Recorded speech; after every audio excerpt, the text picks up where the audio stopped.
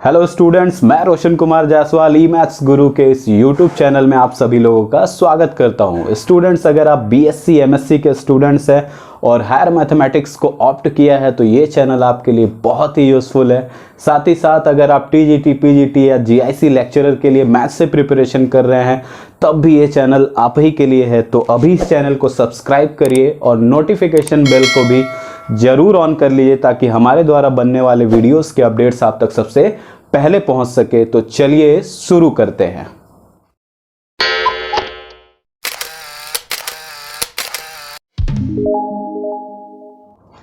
Students, इसके पहले के वीडियोस में आपने देखा ऑटोमॉर्फिज्म का डेफिनेशन देखा, उसके तीन एग्जांपल्स देखे। अब आज आपको उस पर बेस्ड केवल एक थ्योरम को देखना है, और वो भी थ्योरम कैसा है, जैसे एक ग्रुप पे जितने भी ऑटोमॉर्फिज्म्स पॉसिबल हो सकते हैं उनका एक सेट तैयार अगर किया जाए और फिर चेक किया जाए कि क्या वो सेट ग्रुप बन सकता है, यानी इसी पे बेस्ड एक थ्योरम है। तो चलिए देखते हैं इस थ्योरम को। तो यहाँ पर जो थ्योरम है आपको दिखाई दे रहा है, group of automorphisms of a group. अभी मैं बात कर रहा था आप लोगों से कि सपोज करिए आपके पास ये ऑटोमॉर्फिज्म है तो ऑब्वियसली दोनों ही ग्रुप्स जो होंगे एक ही होंगे, जी टू जी है। तो यहाँ पर अगर जितने भी पॉसिबल ऑटोमॉर्फिज्म्स है, जैसे एफ है, मान लीजिए जी है, एच है, ऐसे करके जितने भी ऑटोमॉर्फिज्म्स पॉसिबल हैं, इन सभी ऑटोमॉर्फिज्म्स का एक कलेक्शन बनाइए। उनको नाम दीजिए एजी। जानबूझ करके एजी दिया जा रहा है, इससे आप ये समझ पाएंगे कि ये कलेक्शन है ऑटोमॉर्फिज्म्स का, और वो किस ग्रुप पे डिफाइंड है, तो ग्रुप जी पर डिफाइंड है। तो अब ये जो ग्रुप बनेगा आपके पास, ये जो सेट बनेगा, इसी को चेक करने को कह रहा है कि ये ग्रुप है कि नहीं। देखिए थ्योरम को पढ़िए। The set of all automorphisms of a group, this set forms a group, एक ग्रुप का ये निर्माण करेगा with respect to composite of functions. यानी 12th में जो हम लोग कंपोजिशन पढ़ते हैं उन्हीं की बात हो रही है, फंक्शन का कंपोजिशन कैसे करते हैं। तो ग्रुप बनाने के लिए हम लोगों को एक बाइनरी ऑपरेशन चाहिए होता है। तो यहाँ पे वो बाइनरी ऑपरेशन कौन है, तो कंपोजिशन ऑफ फंक्शंस ही यहाँ पर बाइनरी ऑपरेशन है। तो आइए चेक करते हैं कि ये ग्रुप बनता है कि नहीं बनता है। तो इसको प्रूफ करने के लिए जो चीज़ें हमारे पास ऑलरेडी हैं पहले उनको दिखा दिया जाए। एक ग्रुप है आपके पास, तो आपने कह दिया let G be a group. उसके बाद ये the set of all automorphisms of a group, यानी इस एजी की बात की जा रही है, तो हम लोग आइए इसको भी कंसीडर कर लेते हैं। Let AG be the collection of all automorphisms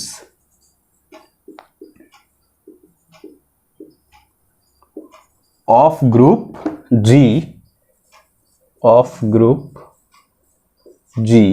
such that, अब ये कैसा होगा सेट, इसके बारे में बात कर लेते हैं।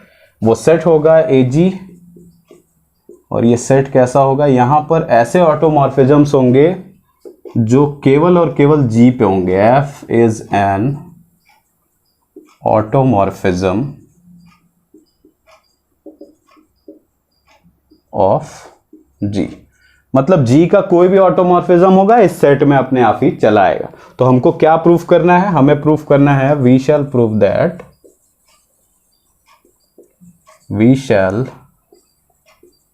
That this AG is a group with respect to, ये AG जो है ये एक ग्रुप है with respect to, क्या है, बाइनरी फंक्शन हमारा यहाँ पे, binary operation, composite of functions with respect to composite of functions। ये है हमारा थ्योरम ऑल अबाउट। अब किसी भी सेट को अगर ग्रुप बनना है, एकदम पहला हमारे चैनल का जो सबसे पहला वीडियो है डेफिनेशन ऑफ ग्रुप, मोनाइड, ये सारी चीजें जहां पर है, मैं लिंक यहाँ दे दे रहा हूँ। ग्रुप को अगर एक बार और रिव्यू करना चाहे तो यहाँ जाकर के कर सकते हैं। किसी भी सेट को अगर ग्रुप बनना है तो उनके पास 4 प्रॉपर्टी होनी जरूरी है। वो 4 प्रॉपर्टी कौन सी है, पहली प्रॉपर्टी है कि इसे क्लोजर लॉ को सेटिस्फाई करना चाहिए with respect to that binary operation, closure होना चाहिए। उसके बाद एसोसिएटिव होना चाहिए। उसके बाद इसमें आइडेंटिटी का एग्जिस्टेंस होना चाहिए। उसके बाद चौथी और अंतिम बात है कि इनवर्स का एग्जिस्टेंस होना चाहिए। अगर कोई भी सेट अपने बाइनरी ऑपरेशन के रेस्पेक्ट में ये चार बातों को फॉलो करता है तो वो निश्चित रूप से एक ग्रुप का फॉर्मेशन करता है। तो अब इस एजी के बारे में अगर हमको चेक करना है कि ये ग्रुप है कि नहीं है, तो ये चारों चीजें बारी बारी से हमको चेक करनी पड़ेंगी। तो आइए पहले देखते हैं कि क्लोजर है कि नहीं। क्लोजर लॉ, क्लोजर लॉ के लिए हम लोग क्या करते हैं कि जिस सेट को क्लोजर हमको दिखाना है वहां से दो एलिमेंट्स लिए जाए। तो ये जो हमारा सेट है जिसको हम लोग ग्रुप बनाने की कोशिश कर रहे हैं, ये इसमें सारे ऑटोमॉर्फिज्म्स है और अल्टीमेटली ये फंक्शंस हैं, मैपिंग्स हैं। तो यहाँ पर दो एलिमेंट्स हम जब कंसीडर करेंगे तो क्या कहेंगे, let f, g belongs to AG। जब ये दो एलिमेंट्स लिए तो आपके दिमाग में ये तुरंत रहना चाहिए कि f और g AG में है। इसका मतलब है कि f और g दोनों ही ऑटोमॉर्फिज्म्स हैं ऑलरेडी। इसका मतलब है कि f और g 1 1 and on 2 है ऑलरेडी। तो अब f और g अगर AG में है तो इनका कॉम्बिनेशन भी यानी कंपोजिशन भी इस AG में आ जाए, तब हम कहेंगे कि क्लोजर है। और कंपोजिशन को इस AG में आने के लिए क्या करना पड़ेगा, इसके कंपोजिशन को भी ऑटोमॉर्फिज्म होना पड़ेगा, क्योंकि अल्टीमेटली जो G का ऑटोमॉर्फिज्म होगा वही इस AG के अंदर आ सकता है। तो आइए देखते हैं पहले तो इनका कंपोजिशन सबसे पहले देखते हैं कि 1 1 और on 2 है कि नहीं है। तो since we know that composition of 1 1 and onto functions is 1 1 and onto। ये 12th में ही बताया गया कि भैया अगर 1 1 और onto फंक्शंस हैं आपके पास दो ठो, तो उनका कॉम्पोजिशन कराया जाए तो वो भी 1 1 एंड onto होते। तो इसका सीधा इम्प्लीकेशन होगा कि कॉम्पोजिशन यानी GF, F और G का कॉम्पोजिशन GF होता है। GF जो होगा ये 1 1 एंड onto होगा। अब एक सिंगल चीज हमको देखनी है, वो ये है कि क्या ये होमोमॉर्फिज्म के लिनियरिटी की प्रॉपर्टी को शो कराता है कि नहीं। ये कॉम्पोजिशन की बात हो रही है। तो let A, B belongs to G। Now इसके आगे बढ़ते हैं। दो एलिमेंट्स G से हम लोगों ने ले लिए हैं। G से दो एलिमेंट्स लेने के बाद फिर देखते हैं कि ये लिनियरिटी की प्रॉपर्टी को शो करा पाता है कि नहीं। तो ये कॉम्पोजिशन है हमारे पास। नाउ इस कॉम्पोजिशन को इस AB पर लगाया जाए। याद करिए हमारा लिनियरिटी प्रॉपर्टी क्या कहता है कि f of AB is equal to FA into FB अगर हो गया तो ये लिनियरिटी की प्रॉपर्टी सेटिस्फाई हो जाती है। तो ऐसे ही कॉम्पोजिशन ऑफ फंक्शंस को इस AB पे अप्लाई किया गया तो अलग अलग अगर ये हो जाता है तो हम मान लेंगे। तो कॉम्पोजिशन के डेफिनेशन से हम लोग इसको लिख सकते हैं G ऑफ FAB। अब F जो है अलग से यहां पर देखिए F AG में है, यानी F जो है ऑटोमॉर्फिज्म है। तो F के पास तो लिनियरिटी प्रॉपर्टी है ही। तो अगर FAB लिखा हुआ है तो इसको हम लोग FA इंटू FB लिख सकते हैं। लिख दिए। कैसे लिखे, क्योंकि भैया F इज ऑटोमॉर्फिज्म। अब ये एक एलिमेंट है इंटू दूसरा एलिमेंट है और G भी अलग से ऑटोमॉर्फिज्म है। तो अगर इसके हेल्प से इसको लिखना चाहें तो G of this first element into G of this second element लिखेंगे। और इसको कॉम्पोजिशन के हेल्प से लिखना चाहें तो ये GF ऑफ A हो जाएगा इंटू ये GF ऑफ B हो जाएगा। तो GF ऑफ AB जो है वो GF of A into GF of B के इक्वल आ गया। इसका मतलब है कि इसने लिनियरिटी की प्रॉपर्टी को होल्ड करा दिया। तो भैया ये 1 1 on 2 ऑलरेडी था, लिनियरिटी की प्रॉपर्टी को भी शो करा दिया। इसका मतलब ये है कि GF जो है इज ऑटोमॉर्फिज्म ऑफ G का ऑटोमॉर्फिज्म है। और हमारा सेट क्या कहता है कि G का जो भी ऑटोमॉर्फिज्म है वो मेरे पास आएगा। तो इसका मतलब है कि GF जो है वो बिलोंग करेगा AG में। अब यहां से आइए, F और G अलग अलग आपने लिए थे AG से,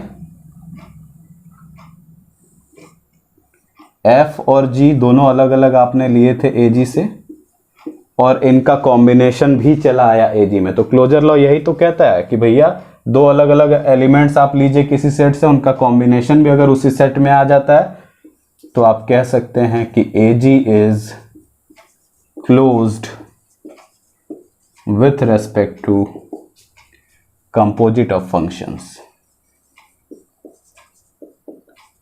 composite of functions। तो क्लोजर लॉ तो हो गया।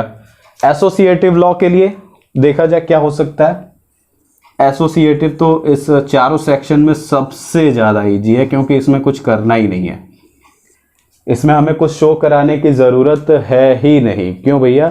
क्योंकि इसमें बस आपको ये दिखाना है कि तीन फंक्शंस को लिया जाए अगर एक साथ तो उसमें एसोसिएटिविटी होती है कि नहीं। तो हम ये 12th से ही जानते हैं, 12th की बहुत सारी चीजें यहां पर आ रही हैं। वी नो दैट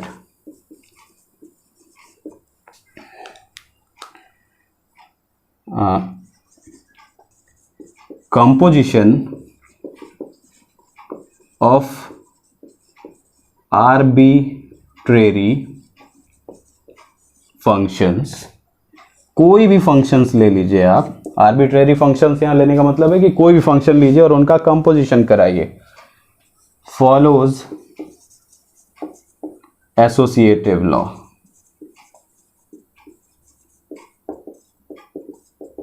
तो इसका मतलब यह है कि भैया हमारा AG जो है वो क्लोज्ड भी है और उसके सारे एलिमेंट्स जो हैं वो एसोसिएटिव लॉ का भी फॉलो करते हैं। अब देखते हैं कि यहाँ पर आइडेंटिटी का एग्जिस्टेंस है कि नहीं है, और उसको दिखाने के लिए हमारे पास जगह नहीं है, तो let's swipe it out. Existence of identity को चेक करना है। दो चीजें आपने कर ली, क्लोजर और associative. Existence of identity,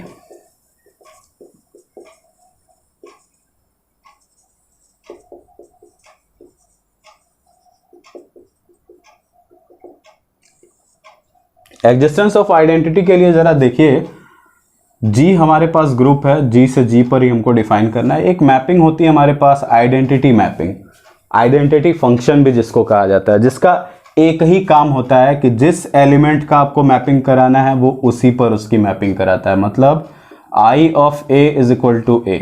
12th का ही है ये डेफिनेशन कि कोई भी आइडेंटिटी फंक्शन किसी सेट पर अगर डिफाइन है तो जिस एलिमेंट का आप इमेज बनाना चाहेंगे उसी एलिमेंट पे इमेज बनेगा। इसका मतलब ये है कि let I from G to G be identity mapping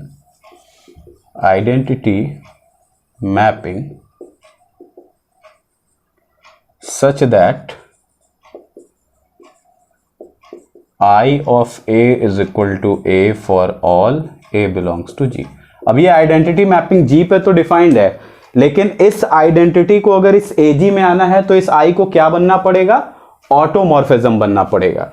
अगर ये I ऑटोमॉर्फिज्म बना तब तो AG में आ जाएगा और हम कह देंगे कि आइडेंटिटी हमको मिल गई। और अगर ये ऑटोमॉर्फिज्म नहीं बना तब हम कह ही नहीं पाएंगे कि भैया ये आइडेंटिटी इसके पास है। तो हम ये जानते हैं कि आइडेंटिटी मैपिंग जो होती है ये हमेशा 1 1 एंड ऑन टू होती है। तो we know that identity mapping is always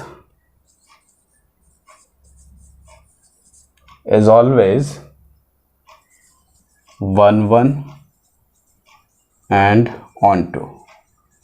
अब 1 1 on 2 तो है, लेकिन अब इसको ऑटोमॉर्फिज्म बनने के लिए एक क्वालिटी को क्वालिफाई करना होगा, वो होगा होमोमॉर्फिज्म की क्वालिटी है। और वो होमोमॉर्फिज्म की क्वालिटी है क्या भैया, कि लिनियरिटी की प्रॉपर्टी को शो कर रहा है कि नहीं कर रहा है। तो यहां से दो एलिमेंट्स का कॉम्बिनेशन लिया जाए और इस पे आई को लगा के देखा जाए। आई को लगाने पे अगर हमको आई ए इंटू आई बी मिल जाता है तो काम हो जाएगा। तो let a comma b belongs to G, हमने जी से दो एलिमेंट्स ले लिए। क्लोजर को यहां से अभी हम लोग हटा दे रहे हैं ताकि पूरी तरह से ये दिखाई दे हमको। नाउ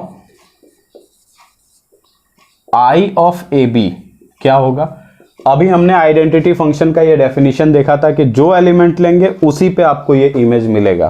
तो अगर ए बी एलिमेंट ले रहे हैं तो इमेज भी आपको ए बी पे ही मिलेगा। और आइडेंटिटी फंक्शन के डेफिनेशन से इस ए को अगर देखें तो ये आई ए है, और इस बी को देखें तो आई बी हो जाएगा।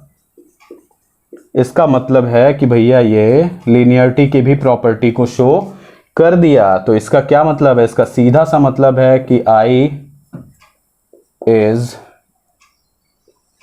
ऑटोमॉर्फिज्म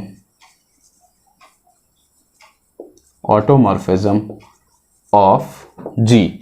और इसका क्या मतलब है, इसका सीधा मतलब है कि आई जो है वो ए जी के अंदर है। और आई क्या था, आइडेंटिटी था, ये आइडेंटिटी मैपिंग थी और ए जी में आ गई। इसका मतलब है कि एग्जिस्टेंस ऑफ आइडेंटिटी जी में ए जी में है।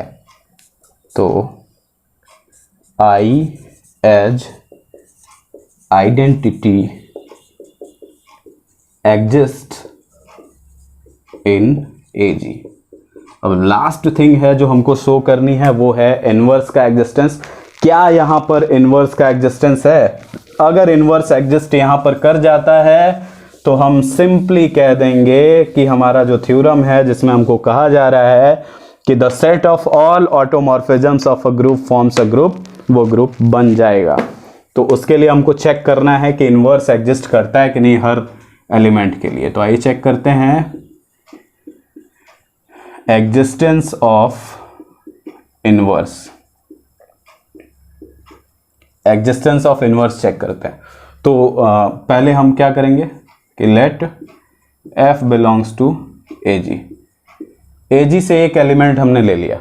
अब हमको बस ये चेक करना है कि क्या इसका इनवर्स भी इसके अंदर आ रहा है कि नहीं आ रहा है। तो भैया since F is an automorphism, a G में है तो ऑटोमॉर्फिज्म ही है, ऑटोमॉर्फिज्म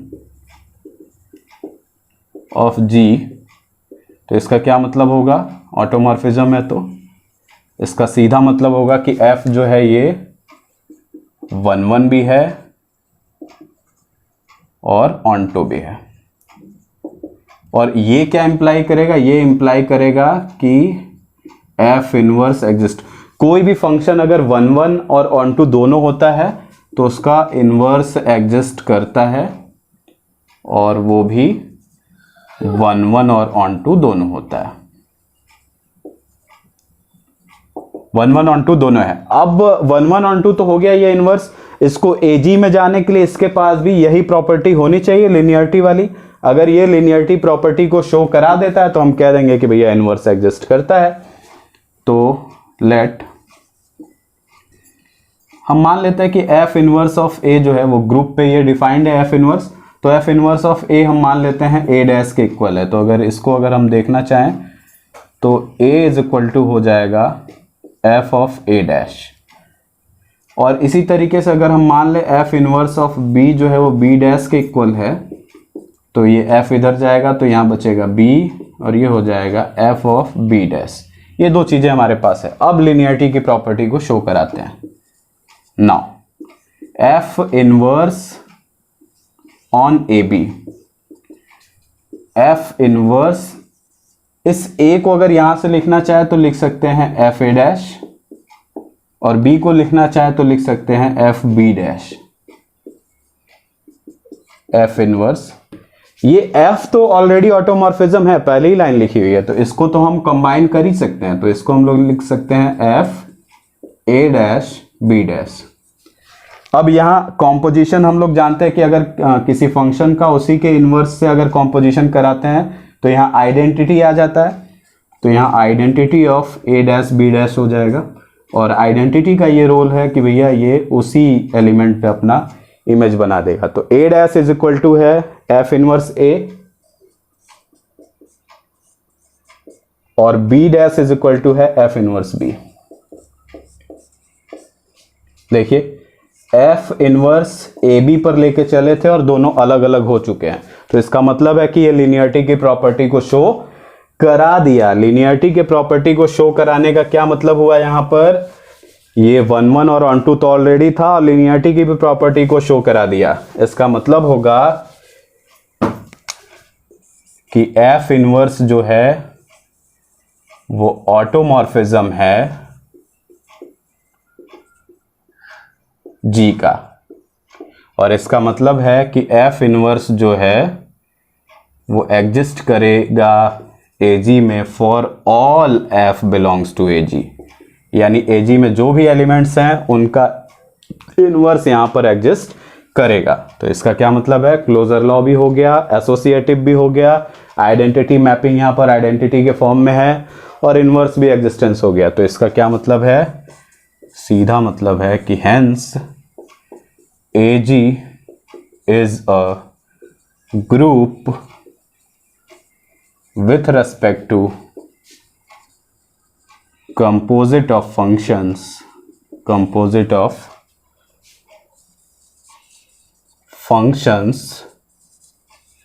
as the composition।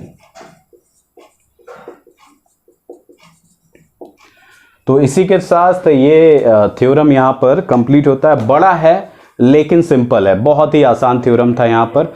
उम्मीद करते हैं कि ये वीडियो और ये थ्योरम दोनों ही आपको बहुत अच्छे से समझ में आए होंगे, और अगर आपको ये वीडियो अच्छा लगा हो तो दबा करके इस वीडियो को लाइक कर दीजिए और अपने दोस्तों के साथ दबा कर इसे शेयर भी करिए ताकि ज़्यादा से ज़्यादा लोगों को इसका बेनिफिट मिल सके। तब और अगर आप मेरे चैनल पे नया हैं तो ऑफकोर्स इस चैनल को सब्सक्राइब भी कर दीजिए, बहुत मेहनत करनी पड़ रही है, गर्मी आप देख ही रहे हैं, और सब्सक्राइब करिए, नोटिफिकेशन बेल को भी ऑन कर लीजिए ताकि आगे के वीडियोस के अपडेट्स आप तक पहुंच सके। तब तक के लिए थैंक यू।